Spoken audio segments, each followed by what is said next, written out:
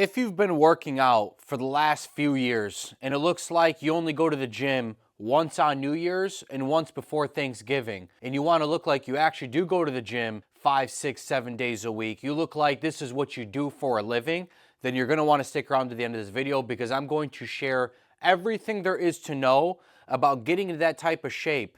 The type of shape that people look twice and start asking you, hey, what's your meal plan? Hey, what's your workout split? How many days you go into the gym?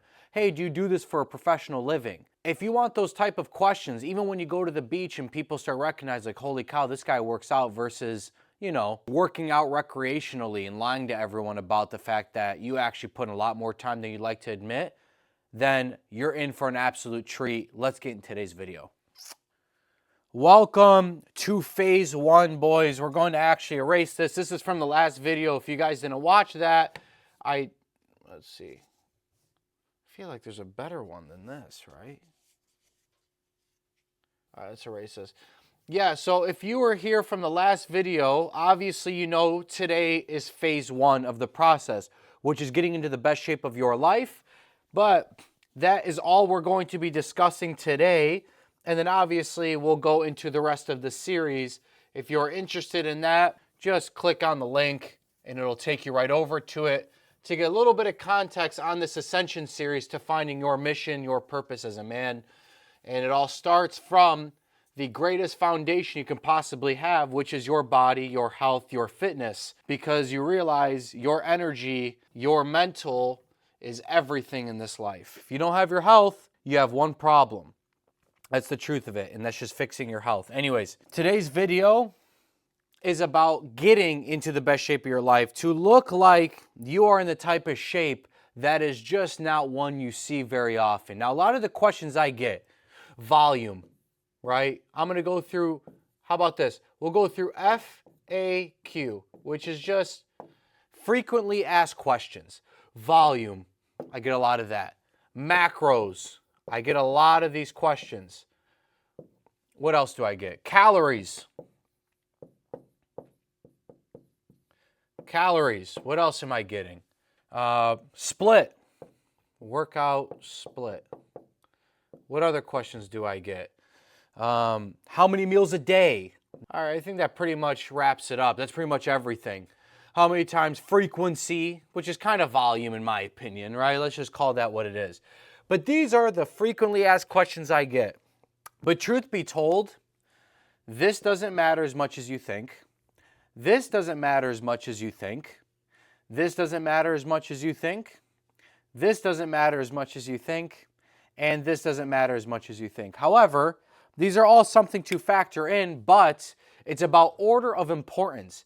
You guys are placing these things above everything else, when these, in my opinion, are very micro in terms of how much of a difference it makes. And one thing I'm going to tell you, if you get into the type of shape that people start questioning your natty status, but you do it in a way to where fitness is your entire personality and your life, it ain't that cool, dude. There's no reason to be jacked if it makes you boring.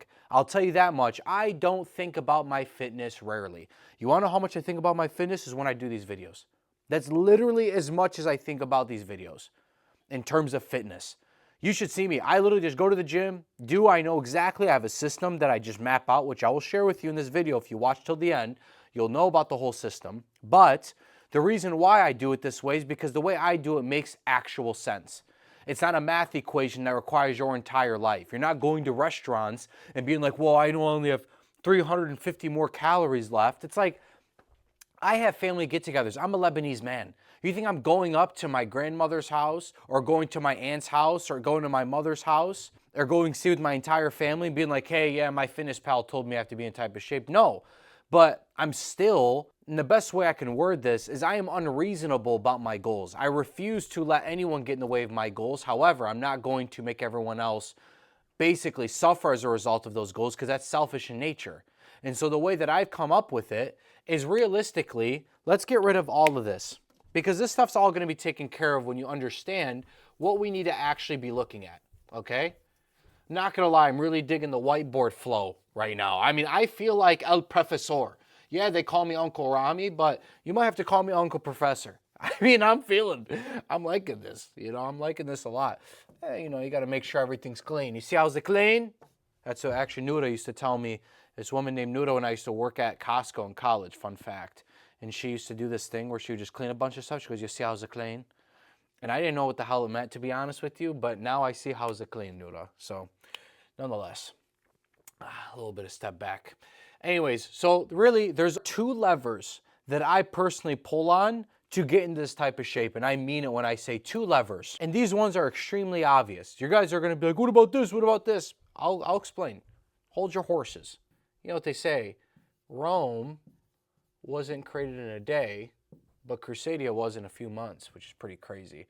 So this is what we have, in my opinion, in order of importance. You have your training and your diet, both equally important. I don't believe diet's 80%. A lot of people say diet's 80% and training is 20. This is what people say. But I will tell you, a man in your position, if you're watching this, realistically, you've been training for quite some time. Maybe as a beginner, maybe if you are obese, I actually would agree. If you're obese and you're just extremely overweight and you're kind of starting from, bare bones, you can even crank that number up to 90, and this is probably 10%. Your job is just to walk. But once you have done basically the point where it's like now you're on this plateau that doesn't seem like it's ever going to end, that one that you're on, and you look the exact same as you did 3 years ago, I'll tell you why. Because it actually becomes a 50-50 equation.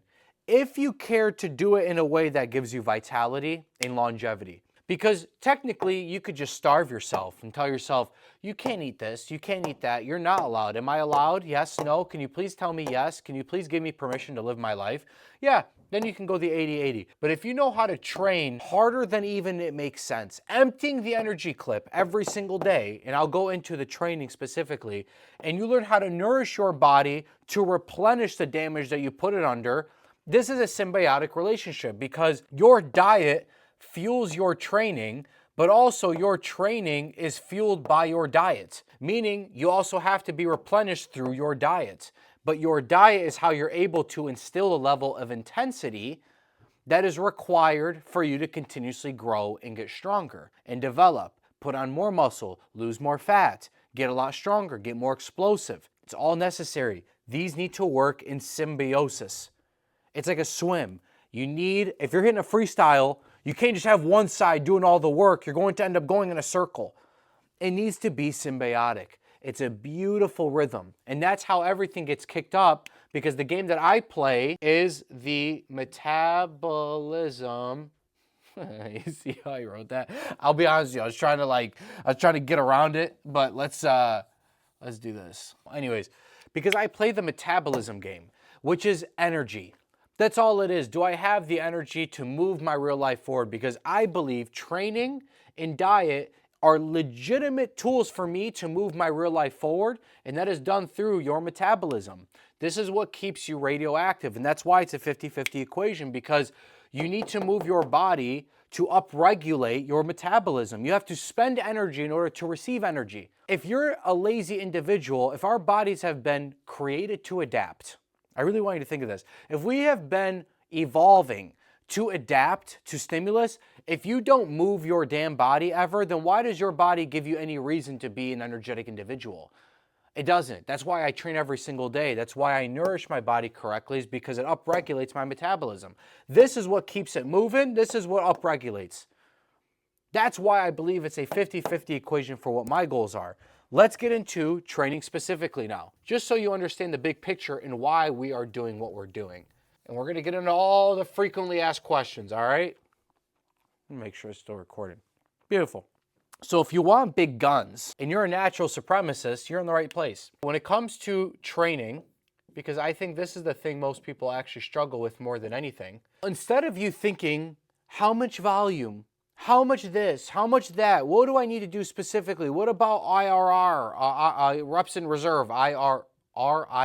Yeah, RIR. Why did that gave me a little bit of a weird tongue twister. I don't even feel like it's a tongue twister. It's a weird one, right? But I have a few rules. You train till failure on everything, because you have been someone that's been working out for a while. If you're a beginner, I don't believe you should do that, because you have to learn how to actually move the weight correctly, muscle-mind connection, making sure you're moving from a safe place, full range of motion, quality reps. But you train till failure with quality reps, meaning we don't sacrifice on form.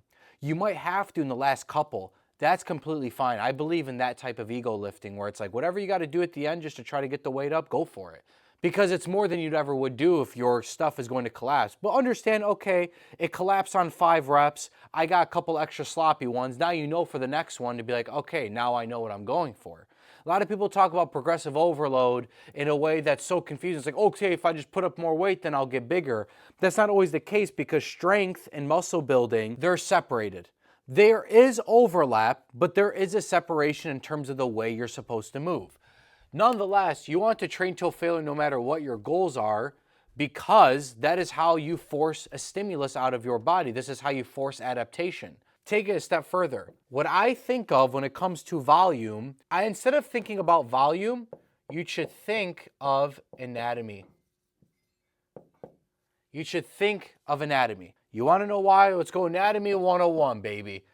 Because let's say we're working out chest. Your chest has 3 parts, and I'm not going to go into the pectoralis minor, the pectoralis major, okay, and the sternocostal head. 3 parts to your chest. So you have the pectoralis minor, which is your upper, the pectoralis major, which is the middle, and the sternocostal head, which is the lower, okay? If you think about it, instead of thinking about volume now, it's much easier to understand that if I have a day that is chest and I want to work out my chest, I need to make sure that I touch each portion of the chest. Simple as that.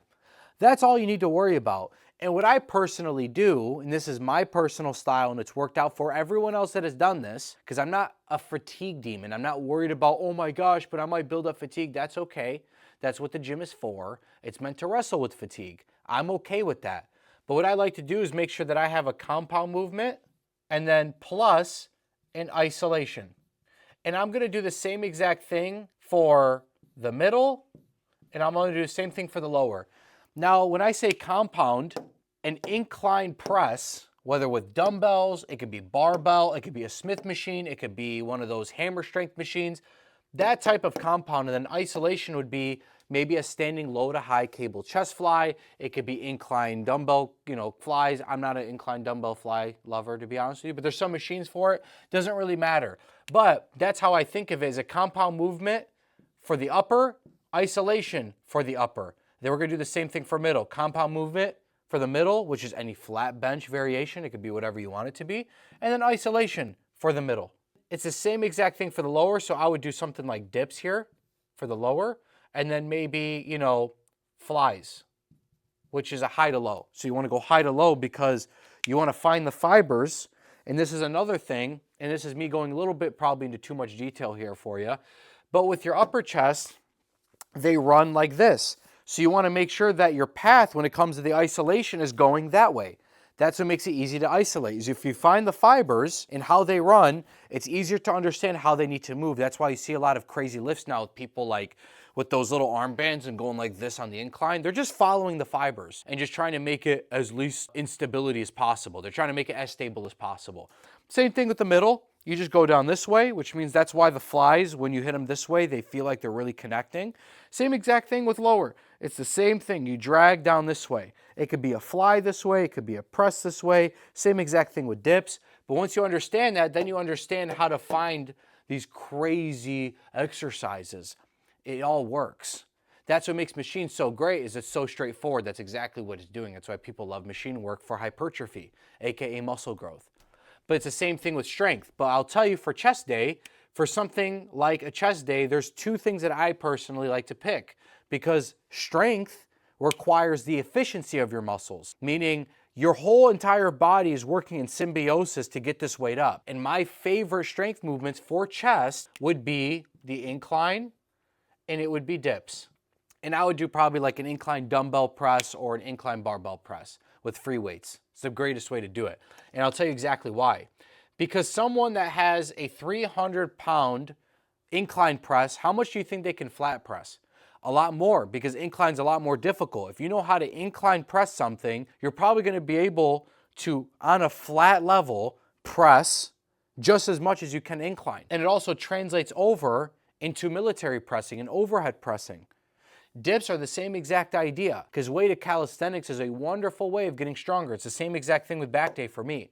And back day works the exact same way. You have all these muscles. You have your lats, you have your rhomboids, you have your traps, all three parts. You have your erectors, which is just your lower back. In so many words, if you think of it this way and you give, in my opinion, and I always say 2 to 3 sets is all you need.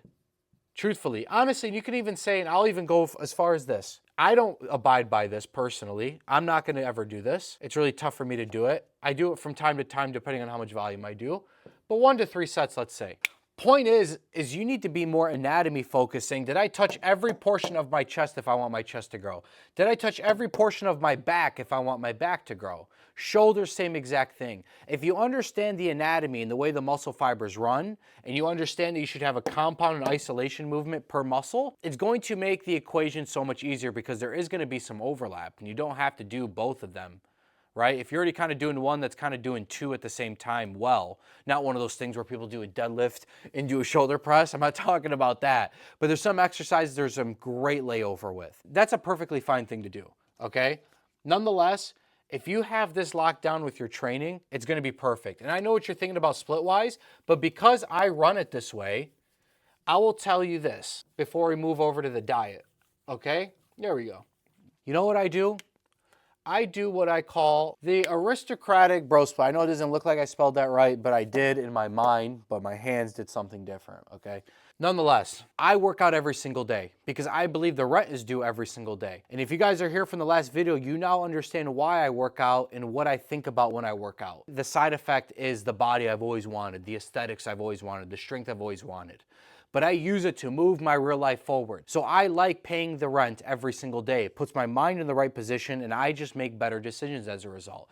But with that, I'm not an idiot. I know that there needs to be recovery. So the reason why I do the Aristocratic bro split is that way I have ample amount of recovery in between days. So with that said, I'm gonna show you why it's aristocratic. Let's just say this, okay? The reason why it's elevated and the reason why this is the bro split. But in addition, it has to be plus accessories. So it's bro split plus accessories. Okay, accessories. I don't feel like writing it all out, okay? Nonetheless, so what I mean by accessories, this is the accessory list. So what I have is, let's just call these abs, forearms, traps, and we're gonna do neck. That's all we're doing. That for me, and then by the way, in addition, obviously we can throw in sprints, which I haven't been able to do because I've been in Albania, been kind of like in a smaller town, and if I ran and did sprints on that street, oh dude, I'll tell you right now, I'd get arrested without a doubt. You know, like there's like a lot of like older people there, and it's like, that's, you know, yeah, I want to get my sprint on, but I also don't want to scare the old ladies of the village. You know, like you have to kind of accustom, so that part kind of sucks, but I'm back here in the Midwest, better believe I'm gonna be ripping some sprints. But also I know a lot of you jabronis like to hit calves. I'm not really a calves kind of guy. Nonetheless, this is what we're looking at. And the way that I personally like to do it is I even put these into different compartments. So obviously, and this is how I personally like to kind of frame it, is abs, right? You have your six-pack, you have your six-pack abs, you have your obliques, you have your serratus. Now for me, and I think of everything as a quota. So my quota is, for me personally, you could just do 1 to 3 times per week. That's it.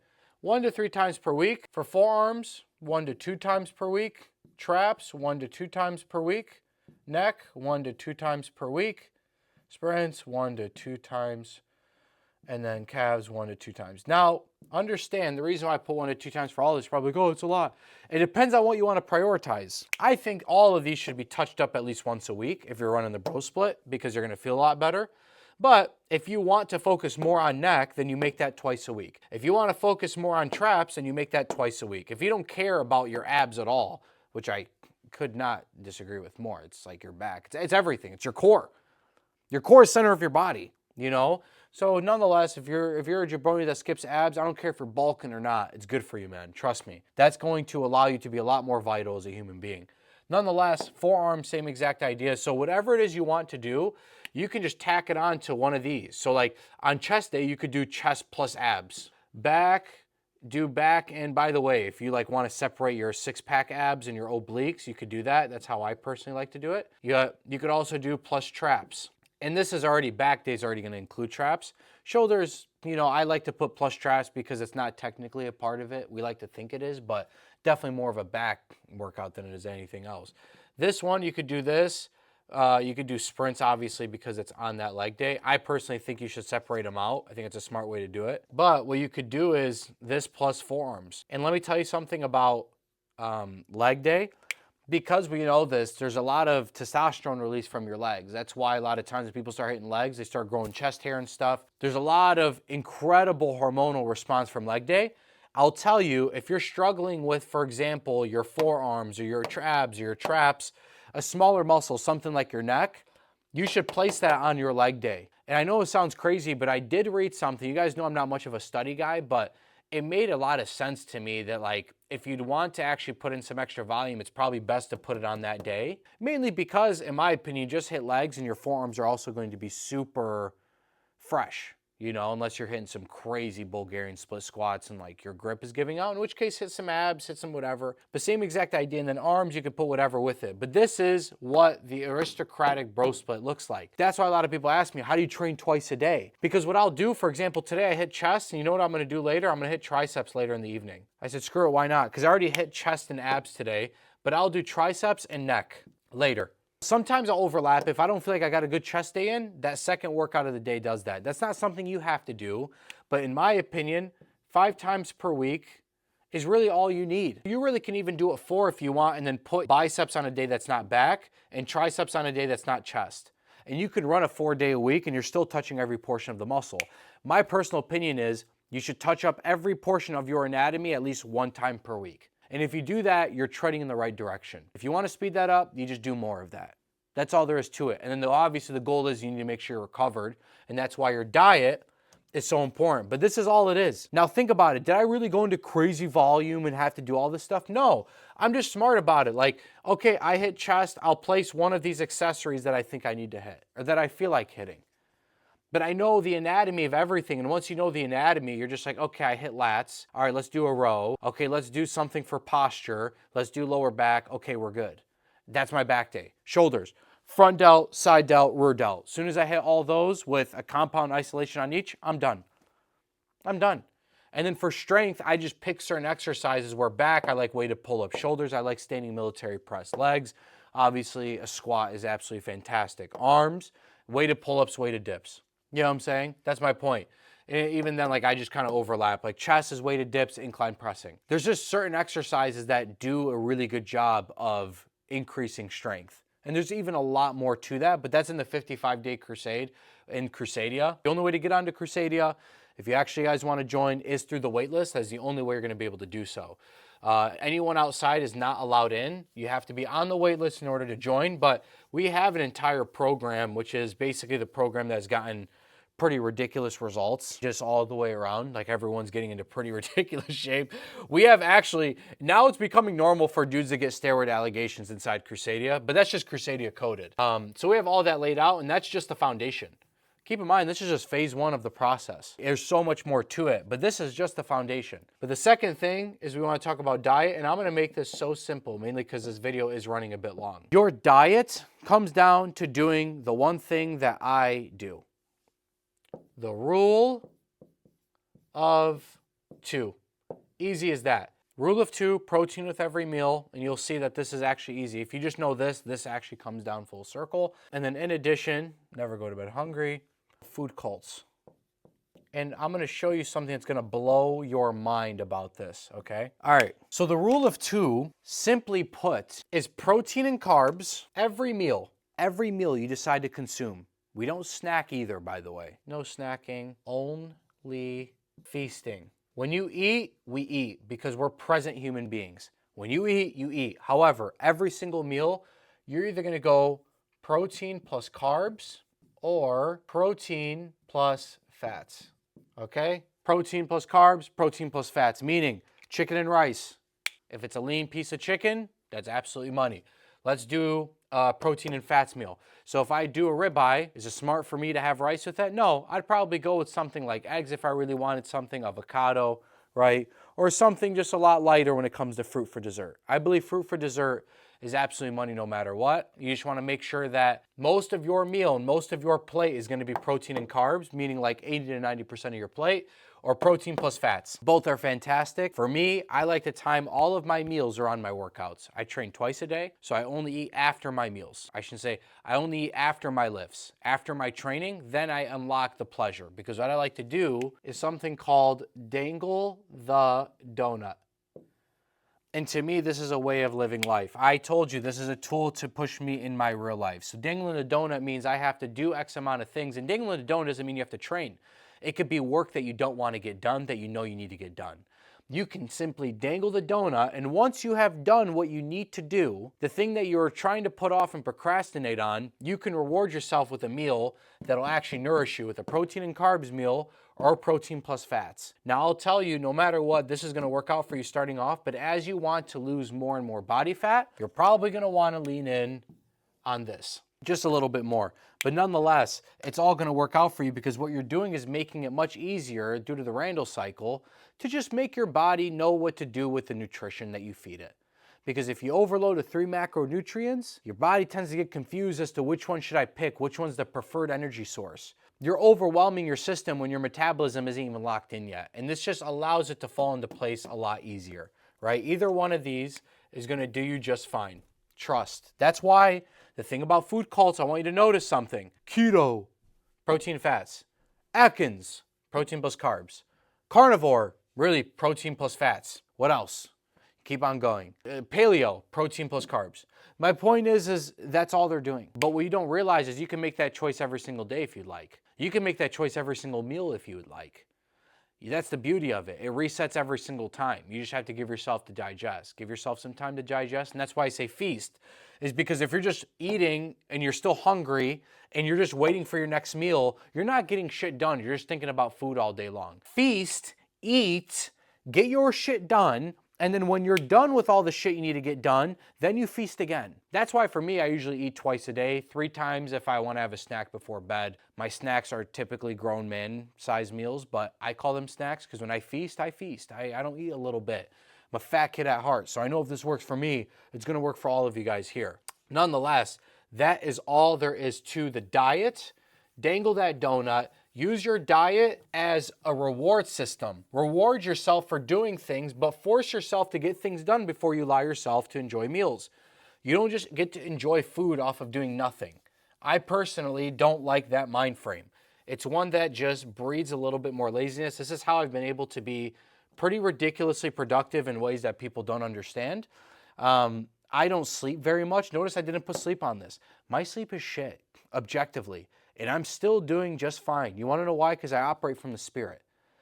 If everyone else out here has to play by certain rules because no one is playing life with this, when you play life from the spirit, from the soul, with your heart, you get to break rules like everyone else because everyone else is playing up here. Oh, well, technically, if I don't sleep 8 hours, 8 hours and 3 minutes, well, then my T levels are going to drop 863%, and I'll become a docile man. That's how people are going through life. Where instead of that, screw that, you want to go Crusadia coded? Crusadia coded is, I will come up on less sleep than you, and I will still outbench your best day on my worst day, because we call it outstanding on a rainy day. If you're not training to be outstanding on a rainy day, on your worst day, you're better than most people on their best days. That is what we call raising the floor. And that is what training and diet forces you to do. It forces you to show up on days you don't feel like it. That's why I train every single day, because I don't want to. It's bullshit. But who cares, dude? It's an hour out of my day to allow everything else to just come the way it's supposed to and just fall into place in my life. This is a no-brainer. That is it. That is all you need to get into the best shape of your life. That is everything that I do. Everything top to bottom. And guess what? It starts to make a little bit of sense. Like, holy cow. This sounds super simple. This sounds like he kind of just trusts his instincts and just uses a little bit of science to just, make the right decisions. That's correct. Versus it becoming your entire life. And that's why most fitness dudes and jack dudes, not to be this guy, but look around at the industry, the fitness, the looks maxers, the self-improvement. Dude, these are not people I would care to resemble. Their entire personality is the thing that they do. Like, this is just to move my real life forward. I'm just trying to just take this thing that is an incredible tool and move my life forward. Like, that's the whole point, is you should realize, if I can do this thing with my own body, what am I actually capable of? How far can I take this sucker that is my life? How far can I go? How high can I touch? And if you're not thinking that way, I personally think, what a waste of a life. To me, I'm not saying it's a waste of their life, they're losers. I'm not saying that. I'm saying it from a genuine place. Like, I can tell you, being on this road, there ain't nothing like it, because you're not thinking about yourself. The whole industry is so self-absorbed. It's about giving you what you need and what you want, and everything's about me, me, me, me, me, me, me. I look at this as, this is the best way I can do to deliver value for everyone else around me. This vessel that I have to walk with. If I have obscene amounts of energy and my brain is just one that always works with me, my brain is firmly on my side, versus most of you guys that are watching this, it's probably firmly against you. It probably works against you. That's because you're so absorbed into me, me, me, me, me, versus everybody else. That's what it means to be Crusadia coded. How can I give everything I can to everybody? And then I'll worry about how I eat at the end. I ain't too worried about that right now.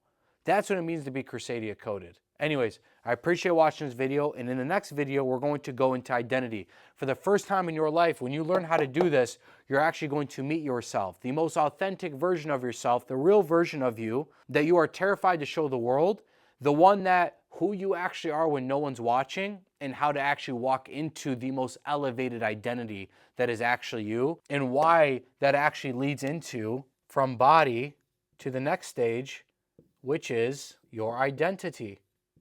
And it's an elevated identity, because when you beat your body down to a pulp and you do what's required to get into the best shape of your life, you'll start to realize who you actually are, because you're forced to be present. When you're in the middle of a set and you're going to a failure, you're in that moment, all you're thinking about is not dying under the bar.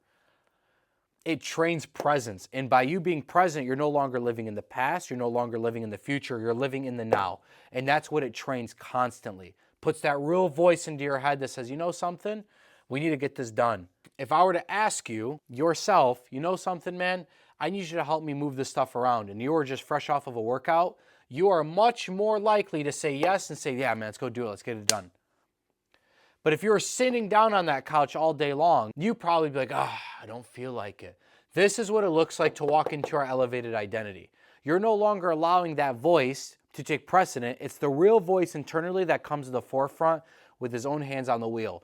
And in the next video, we're going to go exactly as to what this looks like and what it leads to in the next step of everything, which is going to be really enjoyable, but that is meant to be seen. This will be the next video that I come out with. It'll be out in 2 days' time. You're going to absolutely enjoy this episode of learning to meet yourself, and the mental shift that changed everything for me, to going from a sideline player to realizing that I'm actually a player in this game. And it's extremely exciting, and it's a part that I know for you, for a fact, you're going to be able to really lock into this video, and that way you can get to exactly where you want to go. And when we talk about identity, is your sovereign mind, because this is the sovereign body, but what this is going to allow you to have is two things, is a sovereign voice, because you will be gaining clarity. That's what the sovereign mind gives you. It gives you your sovereign voice, and it gives you some sovereign clarity, because you need to be clear on yourself, what you're actually about, what your strengths are, what your weaknesses are. But what it does is this part allows you to remove the insecurities that are keeping you playing small. The insecurities that for you, you are so terrified of other people seeing that you can't even recognize the strengths that you actually have, because you're terrified of people seeing your weaknesses. And that's exactly what we're going to get into in the next one. It's going to teach you the sovereign mind and how we're going to unlock that once you lock down this phase. And this is going to be a wonderful episode, because this is what starts the waterfall effect that is going to come into your life, because this is a part of a 5-part series. You know this. It's a 5-phase system. You have the body, you have your identity, which is your sovereign mind, which is going to give you that voice and clarity, which then goes into the 3rd part, 4th part, 5th phase. It's the ascension system. And the only way to get to it isn't to hack it. The only way out is through. And it's beautiful, because then it's going to begin a waterfall effect that allows all of these things that you're going to want desperately to just fall right into place without you thinking anymore, without you having a checklist, an optimized calendar. You won't need any of that. So I'll see you in the next one for phase 2 of the Crusadia system. I'm very excited for you to come in. I'll see you in the next one, my brothers.